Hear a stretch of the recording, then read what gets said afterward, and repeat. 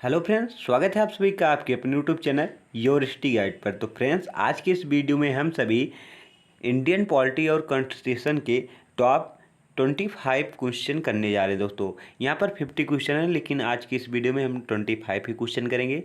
Next बार में दोस्तों जो इसके 25 क्वेश्चन बचे हैं उनको हम कवर करेंगे।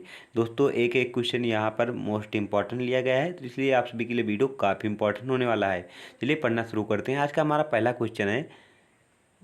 पहला क्वेश्चन है दोस्तों, स्वतंत्र भारत में राज्यसभा की पहली बैठक किस वर्ष हुई थी? स्वतंत्र भारत में राज्यसभा की पहली बैठक किस वर्ष हुई थी? तो राइट आंसर दोस्तों इसका है 1952 ईस्वी में। दोस्तों, मैंने यहाँ पर आंसर लिख दिया है, क्योंकि आप सभी को जो पीडीएफ मिलता है उसमें अगर आंसर नहीं रहता तो आप सभी को पढ़ने में दिक्कत होती है। इसलिए दोस्तों मैंने यहाँ पर आंसर लिख दिया है। अगर आप सभी को इस क्लास की पीडीएफ चाहिए तो आप हमारे टेलीग्राम चैनल से जुड़ सकते हैं। चलिए नेक्स्ट क्वेश्चन देखते हैं। निम्नलिखित में से किस संशोधन द्वारा 6 से 14 वर्ष की आयु के सभी बच्चों को निःशुल्क और अनिवार्य शिक्षा को मौलिक अधिकार बनाया गया है? तो इसका राइट आंसर दोस्तों 86वां को 86 जो संविधान संशोधन हुआ है दोस्तों, उसके तहत यह किया गया है। और किस वर्ष यह किया गया था संशोधन? तो 2002 में 86वां संविधान संशोधन किया गया है, जिसमें कहा गया है 6 से 14 वर्ष के आयु के जो बच्चे हैं उन्हें निःशुल्क शिक्षा प्रदान की जाएगी। नेक्स्ट क्वेश्चन देखते हैं। संविधान के किस संशोधन ने आईसीएस अधिकारियों के विशेषाधिकारों को समाप्त कर दिया और संसद को उनकी सेवाओं शर्तों को निर्धारित करने का अधिकार दिया? तो इसका राइट आंसर दोस्तों जो है वो है 28वां संविधान संशोधन 1972। कौन सा दोस्तों? 28वां संविधान संशोधन 1972। नेक्स्ट क्वेश्चन देखते हैं। संविधान के 74वें संशोधन द्वारा 12वीं अनुसूची जोड़े गए, इसमें मदों की संख्या कितनी थी? संविधान के 74वें संशोधन द्वारा 12वीं अनुसूची में जोड़े गए मदों की संख्या कितनी थी? तो इसका राइट आंसर दोस्तों जो है 18। मदों का मतलब दोस्तों कार्य क्षेत्र थे। यहाँ पर कितने कार्य क्षेत्र थे? 18 थे। नेक्स्ट देखते हैं। निम्नलिखित में से कौन राज्यसभा का पदेन अध्यक्ष होता है? निम्नलिखित में से कौन राज्यसभा का पदेन अध्यक्ष होता है? तो राइट आंसर दोस्तों जो है वो हमारा है उपराष्ट्रपति। उपराष्ट्रपति को अगर दोस्तों आप सभी से बात कर लें कि उपराष्ट्रपति को उनके किस पद के लिए वेतन मिलता है, उनके उपराष्ट्रपति के पद के लिए या जो राज्यसभा में कार्य करते हैं उसके लिए? तो दोस्तों जो राज्यसभा में कार्य करते हैं उपराष्ट्रपति, उसी कार्य का ही इन्हें वेतन मिलता है। इनके उपराष्ट्रपति के पद के लिए इन्हें वेतन नहीं दिया जाता है। अगर राष्ट्रपति नहीं होते हैं तो उनका कार्य कौन करते हैं दोस्तों? उपराष्ट्रपति ही करते हैं। ये भी आप याद रखिएगा। निम्नलिखित में से किसे भारत के संविधान द्वारा मौलिक अधिकारों पर उचित प्रतिबंध लगाने की शक्ति दी गई है? तो राइट आंसर दोस्तों है ऑप्शन बी, संसद को ही दिया गया है। नेक्स्ट देखते हैं। अगला हमारा क्वेश्चन है, अपने कार्यालय की शक्तियों के प्रयोग के लिए राष्ट्रपति को डांट के प्रति जवाबदेह बनाया गया है। मतलब यहाँ पर कहा जा रहा है अपने कार्यालयों की शक्ति के प्रयोग के लिए राष्ट्रपति को किसको जवाब देना पड़ता है? तो इसका राइट आंसर तो राष्ट्रपति जो हैं वो किसी को जवाब देने के लिए बाध्य नहीं है।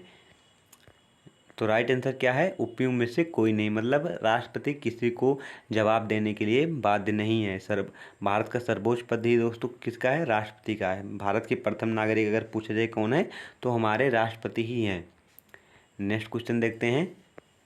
भारत सरकार अधिनियम 1935 के तहत अवशिष्ट शक्तियाँ किसे दी गई हैं? भारत सरकार अधिनियम 1935 के तहत अवशिष्ट शक्तियाँ किसे दी गई है? तो राइट आंसर दोस्तों जो है वो हमारा है गवर्नर जनरल या वायसराय को दी गई। नेक्स्ट देखते हैं। निम्नलिखित में से कौन संविधान सभा की महिला सदस्य नहीं है?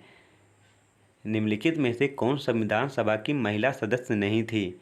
तो इसका राइट आंसर दोस्तों जो है हमारा ऑप्शन डी है, नेली सेनगुप्ता जो है ये नहीं थी। बाकी दोस्तों यहाँ पर जितनी महिलाएं दी गई हैं दक्षिणानी, बेलायुद्धन, बेगम एजाज रसूल, लीला राय, ये सभी थी। और आपसे पूछा जाए कि संविधान सभा में एकमात्र मुस्लिम महिला कौन शामिल थी, तो बेगम एजाज रसूल जी थी। ये भी आप याद रखिएगा।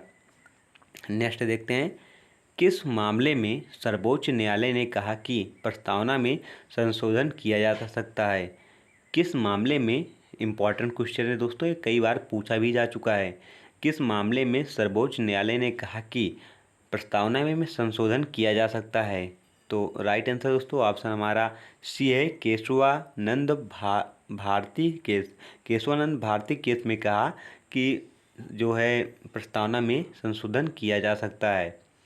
चलिए आगे देखते हैं। स्वतंत्र भारत की पहली कैबिनेट एवं विदेश और राष्ट्रमंडल संबंधों का पोर्टफोलियो किसके पास था? तो राइट आंसर दोस्तों हमारा है जवाहरलाल नेहरू जी के पास। नेक्स्ट क्वेश्चन देखते हैं, साइमन कमीशन की सिफारिशों को निम्नलिखित में से किस में शामिल किया गया था? साइमन कमीशन की सिफारिशों को निम्नलिखित में से किस में शामिल किया गया था? भारत सरकार अधिनियम 1935 में, माउंटबेटन योजना में, भारतीय स्वतंत्रता अधिनियम 1947 में, या अगस्त प्रस्ताव में? तो राइट आंसर दोस्तों है हमारा भारत सरकार अधिनियम 1935 में शामिल किया गया था। नेक्स्ट देखते हैं, किस अधिनियम ने लंदन में भारत के लिए उच्चायुक्त का एक नया कार्यालय बनाया और उसे भारत के राज्य सचिव द्वारा किए गए कुछ कार्यों को स्थानांतरित कर दिया? दोस्तों ये सभी एग्जाम के ही क्वेश्चन हैं, इसलिए आप सभी को इसकी लैंग्वेज जो बोरिंग लग रही होगी, लेकिन दोस्तों एग्जाम में ऐसा ही क्वेश्चन आता है, तो मैं ऐसा नहीं चाहता कि आप सभी का समय बर्बाद करूं फालतू क्वेश्चन लाकर। यहाँ पर दोस्तों जितने भी क्वेश्चन लाए गए हैं सब PYQ ही हैं, इसलिए आप सभी वीडियो ध्यानपूर्वक देखें। किस अधिनियम ने लंदन में भारत के लिए उच्चायुक्त का एक नया कार्यालय बनाया और उसे भारत के राज्य सचिव द्वारा किए गए कुछ कार्यों को स्थानांतरित कर दिया है? तो राइट आंसर दोस्तों जो है हमारा है भारत सरकार अधिनियम 1919 के द्वारा। नेक्स्ट देखते हैं, नए राज्य के निर्माण और या राज्य के नाम में परिवर्तन के लिए निम्नलिखित में से किस अनुसूची में संशोधन की आवश्यकता है? मोस्ट इम्पॉर्टेंट क्वेश्चन है दोस्तों, काफ़ी बार ये रिपीट हुआ है। क्या है, नए राज्य के निर्माण या राज्य के नाम में परिवर्तन के लिए निम्नलिखित में से किस अनुसूची में संशोधन की आवश्यकता होती है?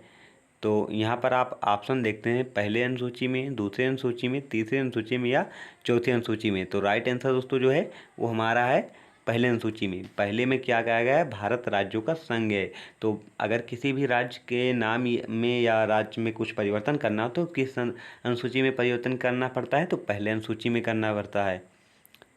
और दूसरे में वेतन भत्ते का वर्णन किया गया है, तीसरे में शपथ का वर्णन किया गया है। ये भी आप याद रखिएगा। आगे देखते हैं, मौलिक अधिकारों के संबंध में निम्नलिखित में से कौन सा कथन सत्य है? मौलिक अधिकारों के संबंध में निम्नलिखित में से कौन सा कथन सत्य है? उन्हें निलंबित नहीं किया जा सकता? किया जा सकता है दोस्तों, संसद द्वारा कर सकते हैं। उन्हें राष्ट्रपति की इच्छा पर निलंबित किया जा सकता है। उन्हें प्रधानमंत्री के आदेश पर निलंबित किया जा सकता है। आपात के दौरान उन्हें निलंबित नहीं किया जा सकता। तो राइट आंसर दोस्तों जो है हमारा है आपात के दौरान उन्हें निलंबित नहीं किया जा सकता। नेक्स्ट देखते हैं, अगला क्वेश्चन हमारा है, राजनीति के निर्देशक सिद्धांतों को किस देश से संविधान में अपनाया गया है? इम्पॉर्टेंट क्वेश्चन है ये भी दोस्तों आप सभी के लिए। क्या राज्य के नीति निर्देशक सिद्धांतों को किस देश से अपनाया गया है? तो राइट आंसर दोस्तों जो है हमारा ऑप्शन दोस्तों डी है, आयरलैंड से। राज्य के नीति निर्देशक में कितने अनुच्छेद है? तो 36 से 51 में राज्य की नीति निर्देशक तंत्रों का दोस्तों उल्लेख किया गया है। और इसमें दोस्तों जिस राज्य के नीति निर्देशक तत्व को ही DPSP भी कहते हैं, ये भी आप याद करिएगा। और इसकी भाषा कहाँ से ली गई है, इसका आंसर दोस्तों आप सभी को कमेंट बॉक्स में बताना है। नेक्स्ट देखते हैं, निम्नलिखित में से कौन सा विश्व का पहला और सबसे पुराना संघ है? मतलब निम्नलिखित में से कौन सा विश्व का सबसे पहला और पुराना संघ है? तो दोस्तों राइट आंसर दोस्तों जो है वो हमारा यूएसए है। यूएसए का जो संघ है वो सबसे पुराना और सबसे पहला है। कौन तय करता है कि लाभ का पद क्या है? कौन तय करता है कि लाभ का पद क्या है? दोस्तों बिल्कुल एग्जाम का क्वेश्चन लिया गया है, इसलिए वीडियो आप सभी ध्यानपूर्वक देखिएगा। ये एक एक क्वेश्चन आप सभी के लिए इम्पॉर्टेंट होने वाला है। अगर आप सभी इतना क्वेश्चन कर लेते हैं तो आप सबके एग्जाम में काफ़ी हेल्पफुल होने वाला है। कौन तय करता है कि लाभ का पद क्या है? तो इसका राइट आंसर दोस्तों जो है हमारा ऑप्शन बी है, संसद। संसद तय करता है कि इसमें कौन सा पद लाभ का है या कौन सा पद लाभ का नहीं है। नेक्स्ट देखते हैं, संविधान का कौन सा भाग संसद के संगठन, संरचना, अवधि, अधिकारियों, प्रक्रियाओं, विशेषाधिकारियों, शक्तियों आदि से संबंधित है? तो राइट आंसर दोस्तों हमारा भाग पाँच जो है इन सबसे संबंधित है। नेक्स्ट देखते हैं, प्राक्कलन समिति के अध्यक्ष की नियुक्ति कौन करता है? प्राक्कलन समिति के अध्यक्ष की नियुक्ति कौन करता है? तो राइट आंसर हमारा है लोकसभा अध्यक्ष। लोकसभा अध्यक्ष करते हैं। नेक्स्ट देखते हैं, जनहित याचिका की अवधारणा किस देश में उत्पन्न हुई? जनहित याचिका की अवधारणा किस देश में उत्पन्न हुई? तो राइट आंसर दोस्तों अमेरिका में उत्पन्न हुई। नेक्स्ट देखते हैं, राज्यपाल के रूप में किसी व्यक्ति की नियुक्ति के लिए योग्यता क्या होनी चाहिए या क्या है? तो यहाँ पर देख सकते हैं योग्यता क्या क्या दी है। वह भारत का नागरिक हो। भारत की बात कर रहे हैं दोस्तों, भारत में राज्यपाल बनने के लिए क्या क्या योग्यता होनी चाहिए? वह भारत का नागरिक हो, उसे 45 वर्ष की आयु पूरी करनी चाहिए, उसे विधायक के रूप में सेवा करनी चाहिए, उसे कम से कम स्नातक होना चाहिए। तो राइट आंसर वो उसे भारत का नागरिक होना चाहिए। संविधान में हमारे कहीं पर नहीं लिखा गया है कि अगर राज्यपाल बनने के लिए आपको पढ़ना आवश्यक है या स्नातक होना चाहिए। नेक्स्ट देखते हैं, राज्य चुनाव आयुक्त के संबंध में राज्यपाल की क्या शक्तियां हैं? राज्य चुनाव आयुक्त के संबंध में राज्यपाल की क्या शक्तियां हैं? तो क्या वह राज्य चुनाव आयुक्त को हटा सकता है? वह राज्य चुनाव आयुक्त के कार्यालय का कार्यकाल तय कर सकता है? वह चुनाव आयुक्त नियुक्त नहीं कर सकता है? इनमें से कोई नहीं। तो राइट आंसर दोस्तों वह राज्य चुनाव आयुक्त के कार्यकाल जो है वो तय कर सकता है। नेक्स्ट क्वेश्चन, मुख्यमंत्री के वेतन और भत्ते कौन तय करता है? राष्ट्रपति, राज्यपाल, संसद या राज्य विधानमंडल? तो राइट आंसर दोस्तों राज्य विधानमंडल। आज का हमारा लास्ट क्वेश्चन, निम्नलिखित में से कौन सा सर्वोच्च न्यायालय और उच्च न्यायालय दोनों के अधिकार क्षेत्र में आता है? निम्नलिखित में से कौन सा सर्वोच्च न्यायालय और उच्च न्यायालय दोनों के अधिकार में आता है? संविधान के उल्लंघन से संरक्षण, केंद्र और राज्यों के बीच विवाद, मौलिक अधिकारों का संरक्षण और राज्यों के बीच आपसी विवाद। तो राइट आंसर है मौलिक अधिकारों का संरक्षण जो है वो केंद्र सरकार और राज्य सरकार दोनों के बीच आता है। दोस्तों इसके आगे का क्वेश्चन जो है ये सब हम नेक्स्ट पार्ट में करेंगे।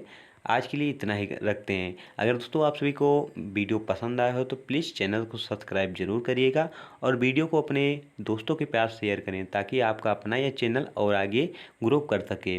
अगर दोस्तों PDF के लिए आप हमारे टेलीग्राम चैनल से जुड़ना ना भूलें। Thank for watching this video.